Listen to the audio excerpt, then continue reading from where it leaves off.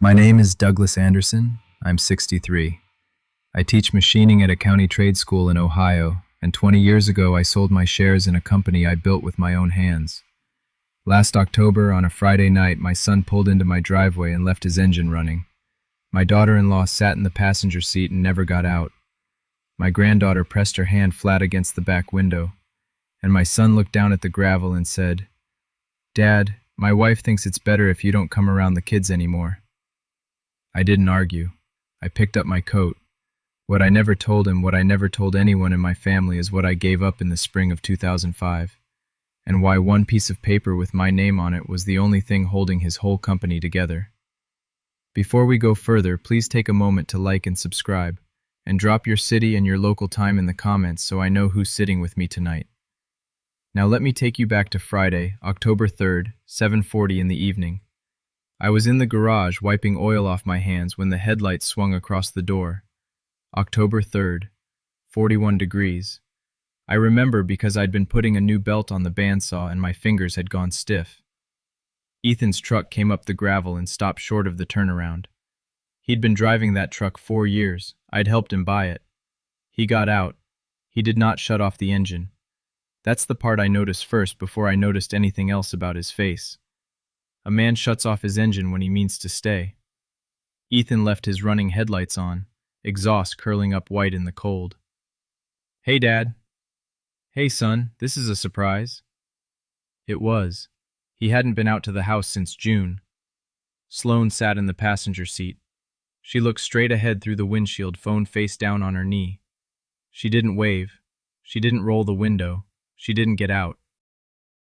In the back behind the tinted glass, my granddaughter Maddie put her palm flat against the window. 9 years old. Cole was next to her, 6, asleep with his chin on his chest. Ethan talked about the weather. Then he talked about a machine tool vendor out of Cleveland. Then he talked about the price of steel, which is a thing he has never once cared about, in front of me. I stood there with the rag in my hand and let him do it. He kept his right hand in his coat pocket. There was an envelope in there. I could see the corner of it against the fabric. He never took it out. Then he stopped talking. He took a breath like a man about to lift something. And he said my name. Not Dad, my name. "Douglas?" "I'm listening." "Dad, my wife thinks it's better if you don't come around the kids anymore." The exhaust kept curling. Somewhere down on Coburn Road, a dog started up and quit. I asked him one question. I've replayed it maybe 400 times since, and I'd still ask the same one. "Did I do something?" He looked at the gravel. "The fair, in July. What happened at the fair?" I waited. "You know what happened?" he said. "Here's what happened at the fair, July 17th. I took Cole to the tractor pull at the Wynn County Fairgrounds. He climbed a fence rail to see better and scraped his elbow coming down. I walked him to the first aid tent, they cleaned it and put a bandage on it, and I bought him a lemon-shaved ice. He was fine before the ice melted. I texted Sloane about it that same afternoon. She sent back a thumbs up. "Ethan," I said, "tell me what you think happened." He didn't. He said the word supervision, and it came out wrong in his mouth like a word somebody else had handed him. Then he got back in the truck. There was a coat over the porch rail, my brown work coat, the one I'd hung there that morning. I picked it up, I put it on. I walked inside and shut the door, and I didn't turn around because if I turned around, I was going to say something I couldn't take back. From the kitchen window, I watched them back down the gravel. Maddie was waving at me. Sloane's hand came over the seat and pulled my granddaughter's arm down. There was a story about me out in the world. I'd never heard it, and it had already been told to a 9-year-old. To make sense of that driveway, you have to go back 21 years to a Tuesday morning in February of 2004. I was 42. I'd started Ridgeline Precision in 1987 with a man named Walter Kessler. He put up the building and the first machine. I put up the trade. We ran 12 people out of a metal shop on Route 9, and we grew it to 140. By 2004, I owned 31% of it. I was the VP of engineering. Walt was 67 and telling everybody who'd listen that I'd have his chair inside 3 years. My wife's name was Mary Ann. She was 38. She worked ICU nights at the regional hospital in Fenton, and she came home smelling like antiseptic and sang in the shower at 7 in the morning. That Tuesday, she was pouring coffee. She said, "Doug, something's wrong with my—" She never finished it. Ruptured aneurysm. 6:15 in the morning. She was gone before the ambulance turned onto our road. Ethan was 11. He sat on the front steps of this house until 9 o'clock that night. It was February. I brought him a blanket and he wouldn't come in because his mother always got home at 7, and he had decided he was going to be out there when she did. I sat down on the step next to him, and we waited together for 2 hours for a woman who wasn't coming. My own father walked out on us in 1974 when I was 12. I remember the sound of the screen door. I don't remember his face anymore. I remember the door. For 11 months after the funeral, I tried to do both jobs. Then a Tuesday came where I couldn't remember which school my son went to. In March of 2005, I sold my 31% of Ridgeline Precision to Walter Kessler at book value. $214,000. That's what it was worth on paper, and paper is what I asked for.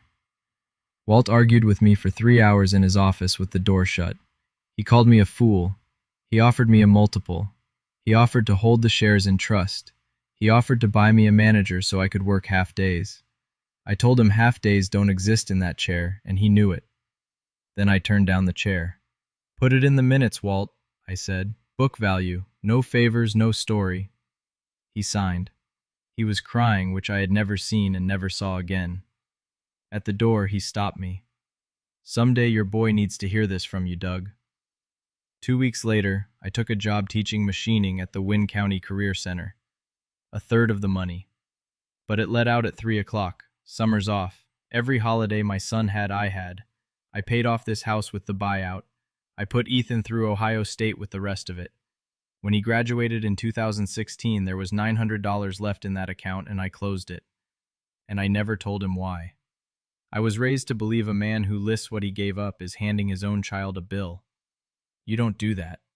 You take the thing you chose and you carry it and you shut up about it. So I shut up about it. For 20 years. That silence was the exact hole they poured the lie into. 20 years goes fast when you tell it. Pancakes on Thursdays, Legion ball in the summer, a shop stool at my workbench that Ethan sat on from age 12 until he was too tall for it. He could read a dial caliper before he could drive. He turned out well. That's the truth, and I'll say it in every version of this story.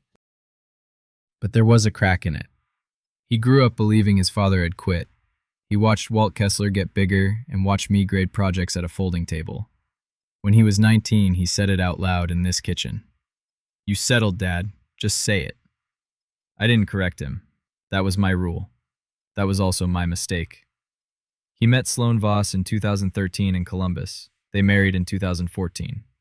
Her father, Warren, paid for the wedding, and Warren mentioned the wedding at every dinner I ever ate with him.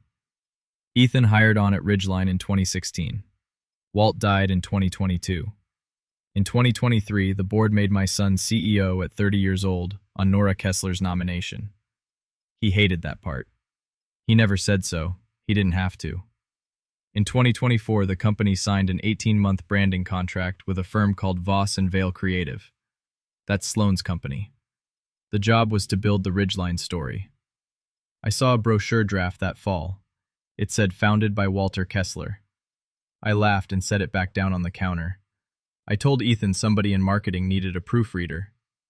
It wasn't a typo. It was a draft. There was one thing I kept. Let me explain it once plain, and then I won't explain it again. If a shop makes parts that go on airplanes, every one of those parts leaves the building under somebody's signature. One person writes and approves the inspection procedures. One person is responsible for them. That person holds a certification, and the shop's whole aerospace accreditation hangs off it. No qualified person, no accreditation. No accreditation, and not one part ships. I earned that certification in 1996. I wrote Ridgeline's quality manual the same year sitting at this table with a legal pad while Ethan was 3 and asleep down the hall. When I sold out in 2005, I kept the one job. Outside contractor. $1,100 a quarter. Every other Friday morning, I drove 14 minutes to the shop, read through the files, and signed. 20 years. 200 and some Fridays. My certificate hung in the front lobby in a black frame. My name was on the bottom line in 8-point type. Nobody had read that line in 2 decades. Dale Fenner ran quality. 58 years old, 31 years at Ridgeline, and he made the same joke every single time I walked in. Old building runs on your handwriting, Doug. Same as always, same as always. I want to be honest with you. I did not keep that job as leverage. I kept it because it was 14 minutes from my house, because Walt asked me to, and because for one morning every 2 weeks I got to smell cutting oil again.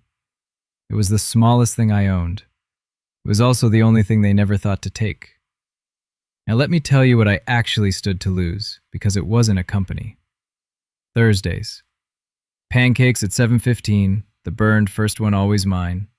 Maddie standing on the shop stool at my bench, closing a dial caliper on a bolt and calling out the reading. She learned that at 7. She's better at it than half my sophomores. Cole is 6. He calls me Grandpa Doug like it's one word. In September, his class filled out a worksheet, and in the box for emergency contact, he printed my name in blue crayon, all capitals, backwards R. That's what was on the table. And that fair day, I've gone over it so many times I can give you the clock. We got to the fairgrounds at 1:20, tractor pull at 2. Cole climbed the second rail of a fence to see came down wrong and opened about an inch of skin on his elbow. First aid 10 at 2:14, iodine a bandage, a paper cup of water. Lemon shaved ice at 2:25, home by 5. I texted Sloan at 2:31. I told her exactly what happened and where. She sent back a thumbs up. And then, in the parking lot before we left, I watched her crouch down next to Cole and take a picture of his elbow with her phone. I remember thinking, that's a mother. That's a mother worrying. It wasn't worry, it was item 1. 4 days after the driveway, the mailman came up the walk and needed a signature. The envelope said, Voss and Associates, Attorneys at Law, Columbus, Ohio. 4 pages. At the top it said, Framework for Limited Contact. There wasn't one thread in it. Not one. The language was beautiful, the way a well-machined part is beautiful. Every sentence fit. It said contact would be suspended pending review. It said any future contact would occur with another adult present. It said this was a family matter and not a legal proceeding, which is the kind of thing you only write down when you want it read the other way. Then there was Appendix A, a table. 4 rows. Item 1, July 17th. Left a 6-year-old unsupervised near heavy machinery. Item 2, April. Transported a minor without a booster seat. Item 3, December of 2024. Permitted a minor access to power tools. Item 4, September. Conduct causing distress in front of the children at a public location. Item 1 was a true thing bent until it broke. I know that trick. Every word in it happened. None of them happened together. Items 2, 3, and 4 never happened at all. I sat at this table a long time, with my hands flat on the wood. The refrigerator cycled on and off twice. Then I got up and took the calendar off the nail by the door, and I checked item 4. September 12th, I was in Cleveland, 190 miles from here. I was at Sam Pruitt's funeral, and I signed the guest book at the funeral home at 10:40 in the morning. That's when I understood something. You don't need 4 incidents to keep a man away from his grandchildren. 1 will do. You need 4 when you're building a file for something else. I called Ethan 4 times in 3 days. He didn't pick up. On the 3rd day, I got a text. Now's not a good time. So on Friday morning, I did what I'd done for 20 years. I drove 14 minutes to the shop, signed in at the front desk, read the files, and put my name where my name goes. I didn't tell anybody about the letter. I want you to understand that. I hadn't decided anything yet. I was still a man waiting for his son to call him back. Dale Fenner came down to the quality office with 2 coffees. Big doings, Doug. 40th anniversary. Open house November 7th. He grinned. Every man who ever swept this floor is coming. That'll be something. He stirred his coffee. He stopped grinning. You're on the list, right? I checked at the front desk on the way out. The girl was new, maybe 24. She was very kind about it. I was not on the list. On the wall of the quality office, there's a whiteboard. Dale keeps the dates on it in his terrible handwriting. That morning it said two things: re-audit November 14, and underneath, in different handwriting, in red, signing November 3. I didn't know what the second one meant yet. I stood there and looked at it for maybe 10 seconds, and then I went out to the truck. On my way through the lobby, I saw the drop cloth. Something big was leaning against the wall under it, taller than me. I lifted the corner of the drop cloth. I'm not proud of that. I did it anyway. It was a mock-up, full size, mounted on foam board, ready for the 7th. Founded wall across the top, in brushed steel letters. 2 portraits: Walter Kessler, founder, 1987. Ethan Anderson, second generation. That's it. 2 men, 38 years. I stood in the lobby of a building I helped put up, and I looked for my name the way you pat your pockets for keys you know are in your hand. It wasn't small. It wasn't at the bottom. It wasn't anywhere. In the corner of the print, down in the margin where the printer's marks are, there was a logo. Voss and Vale Creative. And under it, a line from the creative brief they'd forgotten to crop out. Simplify origin story. 1 founder, 1 successor. Avoid complexity. That's what I was. Complexity. The new girl at the desk came over. She was apologetic about the drop cloth. "I'm sorry, sir. Are you a vendor? I need a name for the log." I looked at her. Behind her head on the wall by the water fountain, in a black frame that hadn't been dusted since spring, hung my certification. Bottom line. 8-point type. Nobody had thought to take that down. Nobody understood what it was.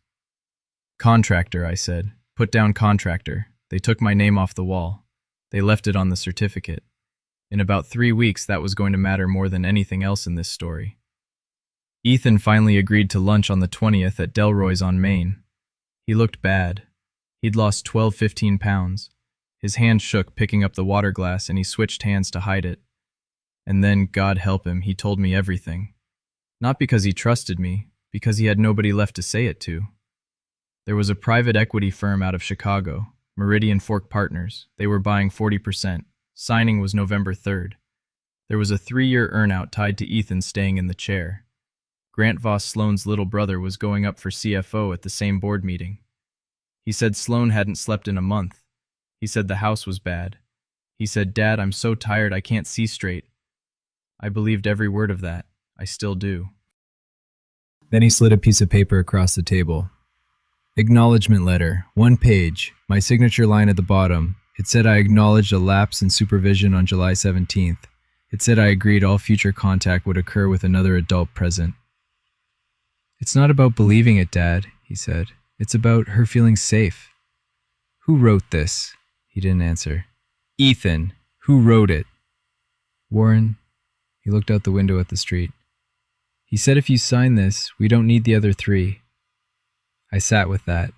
The other 3 were negotiable, which meant the other 3 were never real, and my son knew it. "Son, I'll sign a lot of things for you. I won't sign a lie about a child." He went from tired to furious in about 4 seconds. That's how it works when a thing has been in a man 20 years.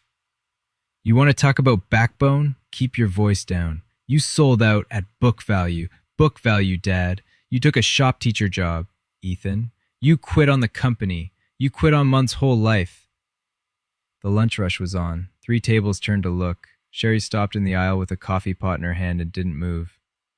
"Don't grow a spine now that it cost me." I had about 6 seconds. 6 seconds to say your mother died on a Tuesday and you sat on the steps until 9 o'clock. 6 seconds to say I sold to Walt so I could be in the driveway at 3. 6 seconds to say it wasn't quitting, it was arithmetic. I've thought about those 6 seconds more than any other part of this. I didn't take them. Because I knew that if I handed him that, he'd have to carry it the rest of his life. Every promotion, every good year, he'd have to look at it and do the math on what it cost. I thought I was protecting my son. It never once occurred to me that I was also protecting the people using it against him. I put a 20 and a 10 on the table, enough for both of us, and I stood up. "You may be right about all of it," I said. "I'd still like to see my grandchildren." Then I walked out past Sherry and her coffee pot into the parking lot. Thursday was coming. Thursday for 4 years had been mine. Since 2021, I picked Maddie up from Wynn Elementary every Thursday at 3 o'clock. My name was in their system. I had a laminated card in my wallet with a number on it. I pulled in at 10 till and got in the line at the front office window like always. 4 parents ahead of me, Kathy Doyle from the bank, 2 women I didn't know, and a young father holding a car seat. When I got to the glass, the woman behind it looked at her screen. Then she looked at it again. Then she asked me to step around to the door. She had me come inside, in front of the line. Mr. Anderson, you've been removed from the pickup authorization. Since when? She turned the monitor maybe 2 inches. She wasn't supposed to. I've thought a lot about that 2 inches. My name was struck through. In the notes field it said, removed, per parent, safety concern. I'm sorry, she said. I can't tell you anything else. I'm really sorry. I said thank you. I said it twice, I think. I walked back out through the line. Kathy Doyle said hello, and I said hello. One of the women I didn't know took a half step to the side as I went past her. That half step, that's the one I still feel. I got to the truck and Maddie saw me through the window of room 12. She stood up on her toes and waved with her whole arm. I waved back, and then I got in my truck and drove away from my granddaughter's school. That was the hardest thing I have ever done, and I have buried a wife. I called the one person in this town who'd know what that note actually was. Ruth Ackley lives 3 houses down. She was the secretary at Wynn Elementary for 31 years, and she retired in 2019, and there is nothing about that building she does not know. She poured coffee I didn't drink and let me get it all out. Then she set her cup down. Doug, where do you think that note is? In their pickup system. No, she shook her head slowly. It's not in your file. You don't have a file. It's in Maddie's. I didn't follow. She saw that. It's in the student record. It follows her. Middle school, high school. Every teacher who opens her file sees it. Every counselor, the school nurse, the bus coordinator. For how long? Until she graduates. I said something about it not being true, about there being no proof of anything. Ruth looked at me the way she must have looked at 3 decades of parents. There doesn't have to be. One parent says the word safety. That's the whole procedure. We don't investigate it. We write it down. Then she said the thing I've carried since. Doug, they didn't take you out of her life. They wrote you into her file as a danger. Those aren't the same thing. One you can outlive, the other one she carries. I drove home. I sat in the truck in my own driveway for a while, with the engine off. Then I went out to the garage and I got down the binder off the top shelf, the gray one, the one I hadn't opened in 20 years. I want to stop right here for a second, because this is the part I still can't tell straight without my hands going. Not the driveway, this. A line typed into a 9-year-old school record by people who knew it wasn't true. If you're still with me, hit that like button. It honestly helps this reach other folks sitting in the same silence tonight. And tell me something in the comments. When your name got written down wrong, did you correct it or did you let it go? I let it go for 20 years. Let me show you what that cost. Now back to that gray binder. The next morning I taught 4th period like normal. 16 juniors certification chain, the part of the curriculum most of them sleep through. A kid named Tyler Reese raised his hand. He's 17, and he asks the questions nobody else will. Mr. Anderson, so if that one guy quits, what happens to the shop? I heard myself answer him. I'd given that answer for 19 years. Accreditation goes on suspension. The customer stops accepting shipments the day it lapses. Everything on the floor freezes. For how long? Until they qualify somebody else. 90 days if they hustle, usually 120. That's it? One signature? That's it. One name. And I stood there in front of 16 kids and heard it for the first time as a fact about my own life. That night, I opened the gray binder at this table. Ridgeline Precision Quality Manual, Revision A, 1996. My handwriting in the margins, my initials on every page. Section 4.2.1, I wrote it myself. Any change in the individual responsible for approving inspection procedures requires 30 days written notice to company management and written notification to the customer's supplier quality organization within 5 business days. I read it 4 times. I didn't have to invent a thing. I didn't have to threaten anybody or hire anybody or go to a newspaper. I only had to do exactly what I'd written down when my son was 3 years old and asleep down the hall. I wrote that sentence in 1996 to protect airplanes. I never once thought about who it would someday cost. Sloane came out on Saturday, alone. She brought an apple pie and she did not take off her coat. She's 34. She's never once raised her voice at me. That's the part people get wrong about her. She started kind. She said she knew I loved the kids. She said this was hard on everybody. She said she hadn't been sleeping. Then she got to it. Sign the acknowledgement, skip the open house on the 7th, and we'll reopen holidays, supervised, starting at Christmas. Why does the open house matter? She answered too fast. Because the story we're launching that day is clean. I let that sit on the counter between us. Sloane. Item 2 never happened. Item 3 never happened. Item 4, I was in Cleveland. She didn't blink. She didn't deny it. She looked at me with something close to sympathy. You're a nice man, Douglas. Nice men don't understand liability. Say it plain. I am saying it plain. Nobody's calling you a monster. She picked up her keys. We're calling you a risk. It's a much smaller word, and it's much harder to argue with. She got to the door. She stopped with her hand on the knob, and she said it in the kindest voice she'd used all afternoon. And Doug, Maddie's already been told. She took it fine. Kids are resilient. Then she left. I stood in my kitchen for a while, then I threw the pie in the trash, plate and all. Tuesday, 3:40 in the afternoon, my phone rang with the school's number. Mr. Anderson, this is Angela Boyd. I have Cole in first grade. She sounded careful.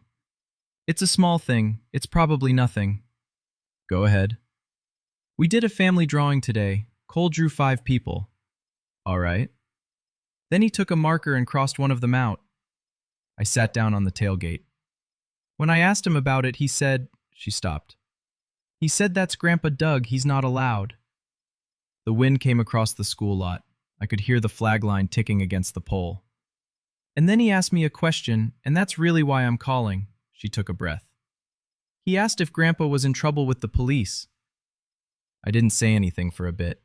She waited. She was kind about the waiting. Mrs. Boyd, why call me? Because Cole put your name down as his emergency contact in September. It's still on my sheet, and I don't want any confusion in the file. Are you writing this call down? I have to, yes. So that was 2. 2 children now carrying it in paper. Mr. Anderson, she lowered her voice, I've taught here 9 years. Kids don't cross people out on their own. I hung up. I sat in that truck in the school lot for 11 minutes. Then I drove home and I got out a pen. It took me 4 hours at this table to write 3 things. The first was a letter to Dale Fenner, copy to Nora Kessler, chairman of the board. 3 paragraphs. I resign my role as the individual responsible for approving inspection procedures effective 30 days from receipt per section 4.2.1 of the Quality Manual. I offered to support an orderly transition if asked. There is not one word about my family in it. There is not one angry word in it at all. I drafted it twice to make sure. The second was to Ray Osborne, Supplier Quality Director at Harlow Aerospace, our biggest customer.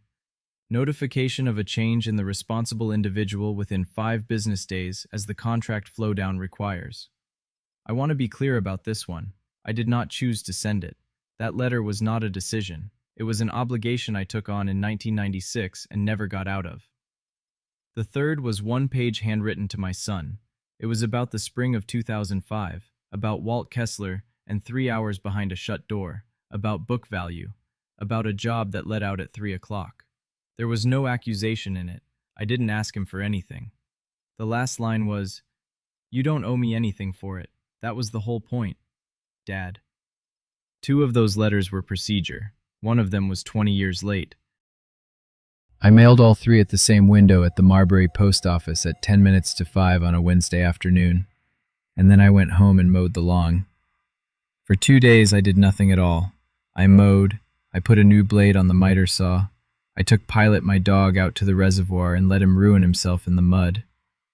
Here's what was happening on the other side of town. Dale told me most of it later in his own words over a beer he wouldn't let me pay for.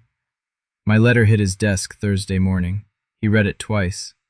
Then he sat in his office with the door open and didn't move for about 20 minutes. Then he did the arithmetic.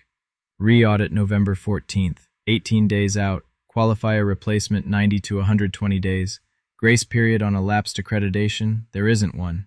Every aerospace job on that floor was going to stop. He called Ethan. Ethan was in Chicago. Ethan did not understand the problem. To him it was a $4,400 a year side contract with a man who was mad at him. Then find somebody else, Dale. Ethan, that's not how... Find somebody else. So Dale hung up and sat there another minute, and then he called Nora Kessler. He said she let him get all the way through it without interrupting once. Then she asked him one question. Dale, whose name is on the certificate in the lobby 2 days after I mailed a letter about a job that paid $1,100 a quarter? The board of directors of Ridgeline Precision called an emergency meeting. October 28th, 7 in the morning. The boardroom at Ridgeline, which used to be the break room, which used to be where I ate lunch out of a paper sack. Nora Kessler chairing. Ethan, Dale, company counsel, 2 outside directors. They asked me to attend as a contractor. I sat at the far end of the table with my coat on my lap. Ethan tried to get out in front of it. This is my father having a moment. Give me a week and I'll handle it. Nora didn't answer him. She opened a blue binder in front of her. Before we discuss the certification, the board should have some history. And she read the board minutes from March of 2005. 3 sentences. Her father's handwriting typed up by a secretary who's been dead 9 years. 31%, book value, declined the chief executive position. Nobody said anything. The room got very quiet, and it's a loud building. One of the outside directors, a woman named Pat Halloran, turned her head to my son. Ethan, you didn't know... He was looking at me. I was looking at my hands because I couldn't do it. Then Nora said a thing she'd been holding 3 years. Ethan, my father put you in that chair because he owed your father a debt he couldn't pay in money. He asked me never to tell you. She closed the binder. I've regretted that every day since. I finally spoke. Once. I'm not here about my family. I gave notice on a contract. I'm happy to answer questions about the transition. That was the morning my son found out who he'd been competing with. It wasn't the morning he changed. That came later, and it cost more. Colin Brandt flew in the next day, 41 years old, Viridian Fork Partners, very polite, and about as sentimental as a set of gauge blocks. His diligence people found 3 things in about 6 hours. 1. Undisclosed key person dependency. The individual holding the shop's critical certification was an outside contractor, with no binding agreement, no successor, and no retention. 2. Accreditation suspension risk, 18 days from re-audit. 3. Undisclosed related party contracts, an 18-month branding retainer with a firm owned by the CEO's wife. And a proposed CFO appointment for the CEO's brother-in-law, age 29, for years of audit experience. Brandt paused the November 3rd signing. He asked for a revaluation and governance changes before he'd go further. I was in the room when Sloane called in on the speakerphone. She didn't know I was there. Colin, this is a bitter old man with a grudge and no equity in this company. Don't let him price your deal. Brandt looked at the phone for a second. Ma'am, he said very quietly, he isn't pricing it. Your governance is. Nobody moved. Dale studied the table. Pat Halloran took her glasses off. And my son didn't say one word. He didn't defend his wife. He didn't defend me. That silence is when the board understood what the actual problem was. They moved everything to one date, November 7th, the open house. 200 employees, 3 reporters, and a wall with my name missing off it. That night, Warren Voss texted me for the first time in his life.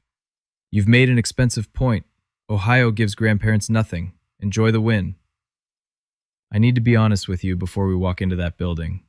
I didn't feel like I'd won anything. I felt sick. That was still my son at the head of that table, and the thing coming down on him was the thing I built. If you've ever been in that spot where doing the right thing and hurting your own kid turned out to be the exact same action, tell me in the comments how you got through it. I'd like to know. And if this story's holding you, go ahead and subscribe. The next part is why I finally told it out loud.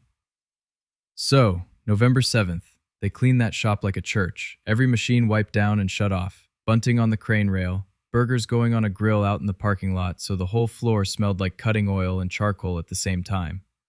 200 employees. Their wives and husbands and kids. 3 people from the Marbury Ledger. Colin Brandt and 2 of his. Ray Osborne and 2 people from Harlow. 40 men and women on that floor had been there 20 years or more. They remembered me. I came because Nora Kessler invited me, as a guest of the board, not his family. I stood at the back with my coat over my arm. Ethan gave his speech. He's good at it. He talked about the town and the trade and the people who show up in February when the parking lot's ice. Then they pulled the drop cloth. Founders Wall, Walter Kessler, Ethan Anderson. Applause, camera flashes, somebody whistled, and Ethan said, "Everything you see here we built from nothing." Ray Osborne was standing by the CMM with a handheld mic somebody had given him for the tour. He's 66 and deaf in one ear, and he has no volume control at all. He put up his hand. "Ethan, quick housekeeping before I forget." The room turned. "Who's signing your procedures after the 24th? I need a name for my file before I fly home." Nothing.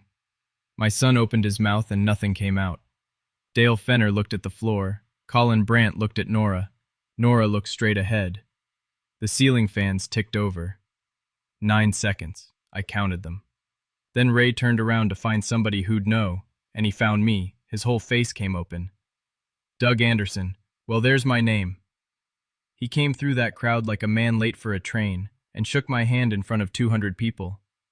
"Doug taught me this trade in '94. I've had his signature in my supplier file 30 years. You could hear it start at the back. The old hands. A man near the loading door said, "That's Doug," to his wife, and she said, "Doug who?" and he told her. A reporter lifted her camera. Nora Kessler walked up and took the mic. She said 3 sentences about the March 2005 minutes. She didn't dress it up. She read it like a shipping date. Then she held the mic out to me. "I want you to know I had thought about this, and what I had decided driving over was 6 sentences, not 7. My name is Doug Anderson. I started the shop with Walt Kessler in 1987. In 2005, I sold my shares at book value and took a teaching job because my wife had died and my son needed somebody home at 3 o'clock. I never told him that. That's on me. Last week, I gave 30 days notice on my certification in writing under a rule I wrote myself in 1996. That's a business matter, and Mrs. Kessler can handle it. Then I turned toward my son and his wife, and I did not raise my voice 1 inch. The other thing isn't a business matter. There's a line in my granddaughter's school file that says I'm a danger to her. It isn't true, and you both know it isn't true. I'd like it corrected in writing. That's all I want. That's the whole list. Sloan came for the mic. "This man is bitter, he's unstable, and her own father stepped up and put his hand on her arm and brought it down. Nobody booed. Nobody said a word. That was worse. I gave the mic back. I thanked Ray. I put my coat on, and I walked out. Here's the bill, and it came due in 11 days. Meridian Fork revalued the deal down 18% and put in a mandatory key person clause. They still closed. But Nora Kessler came in as executive chairman, and my son's signing authority got capped at $250,000. Grant Voss withdrew from consideration for CFO before the vote. He went back to Columbus. The Voss and Vail retainer was terminated for undisclosed conflict of interest. 18 months gone in a memo. The founder's wall came down overnight. Nobody announced it. It was just gone on Monday. The Marbury Ledger ran a 2-paragraph correction on page 3. And in this town, page 3 is the front page. Harlow Aerospace put Ridgeline on enhanced source control for 6 months. Ray Osborne signed that himself, and I know it cost him something to do it. And the shop did not lose its accreditation. I want that on the record. I worked my 30 days, every one of them. I drove in on the Fridays and I read the files and I signed right through the 24th, exactly the way the letter said I would. I wasn't going to let 200 people lose a quarter because of what happened in my driveway. None of that was the part I'd been waiting for. The part I'd been waiting for came at 11 o'clock on a Tuesday night in the rain. But before it did, Warren Voss came up my porch steps. He came alone. Good wool coat. He didn't come inside, and I didn't ask him to. He laid it out like a man reading a weather report. Ohio gives grandparents standing only in narrow circumstances. Married parents, intact household, you have none. You cannot sue. I assume you've been told? I have. Then he took out a folded check and held it where I could see it. $40,000. For your contribution in 2005, in exchange, you don't speak to any more reporters. I didn't take it. I also didn't tear it up in his face because that's a thing people do in movies. I set it down on the porch rail and pushed it about 6 inches back toward him. Warren, Sloan told me about her mother. He stopped moving. She was 11. You built the file first, same as this one. Nothing on his face at all. I'm not going to sue you. I'm not going to call anybody. I'm 63 and I'm going to be alive a while, and I'm easy to find. I picked up my coffee cup off the rail. Someday your granddaughter is going to want to know which one of us was telling the truth. I only have to be here for that. He looked at me a long moment. Then he picked up his check and went down my steps and got in his car and drove off. He never said one word. 40 minutes later, my son's truck came up the gravel, and this time he shut the engine off. It was raining hard. He came up the walk without a jacket and he was soaked through. He had my one-page letter in his hand. It had been opened and folded and opened again, and the ink had run at the bottom. He didn't apologize, not right away. He asked me something else. Why did you let me say it at Delroy's? Why'd you let me say you quit? I told him the truth. Because if you knew you'd have to carry it, every good year you ever had, you'd have to do the math on it. I thought I was doing you a favor. Dad, I was wrong. It took 20 years and a line in a school file to show me how wrong. And my 32-year-old son sat down on my porch steps in the rain and cried the ugly kind, the kind that's 10 years late. I didn't put my arms around him, not yet. I went in and got a towel and brought it out and sat down next to him, the same step where he waited for his mother. Then I told him my terms, 3 of them. I said them slow. 1. A letter to Wynn Elementary signed by both of you withdrawing the safety concern. Copy to me. Okay. 2. Maddie gets told the truth. In Sloan's words, not yours, and I'm in the room. Okay. 3. No contact until both of those are done.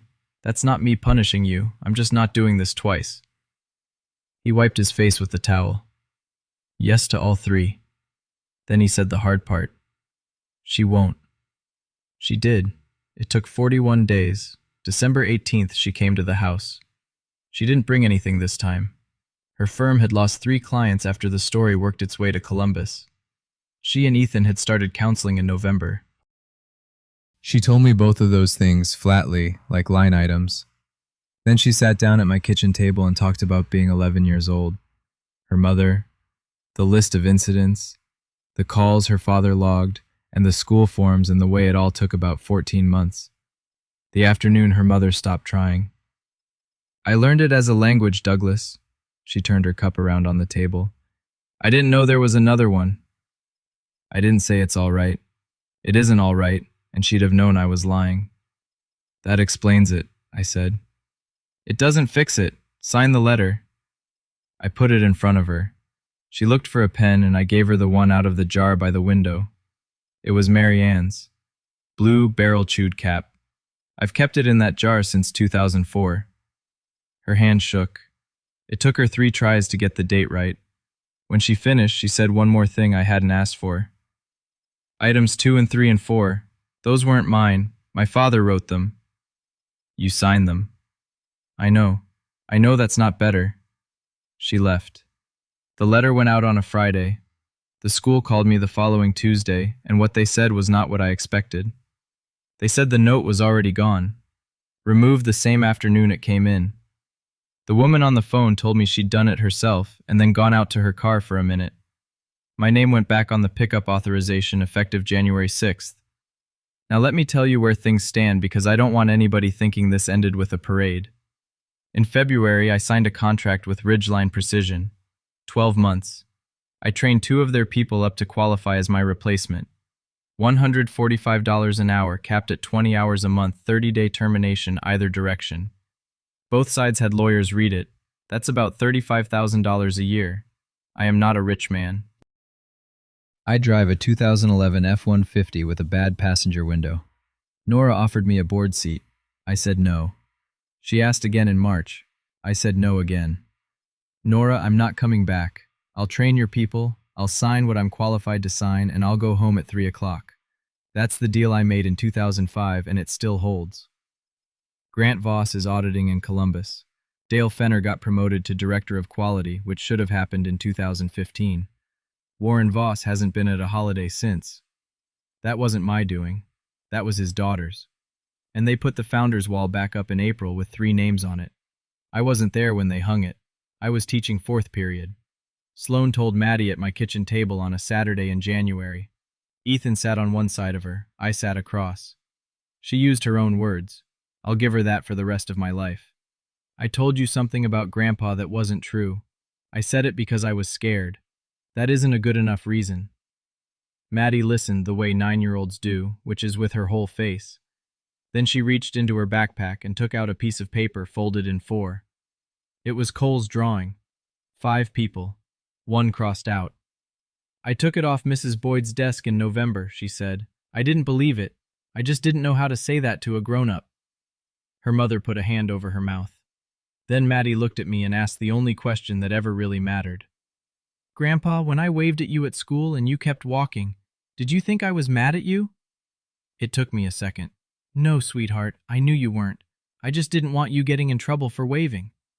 She thought about it. That's dumb. And I laughed for the first time in 4 months. Later, while the kids were out in the garage, Ethan asked me about 2005. Out loud, he said, once. So I told him. It took 11 minutes. Walt, the shut door, the 3 hours, the book value, the folding table, then I closed it. That's the last time we talk about it, son. It was a gift, not a debt. Debts get repaid, gifts just get used. It's Thursday again. Pancakes at 7:15, the burned one's still mine. Cole stands on the shop stool now, the same one to see over the bench. Maddie can hold a caliper steady to 2/1000ths, and she corrects me when I round. I signed my name twice last week.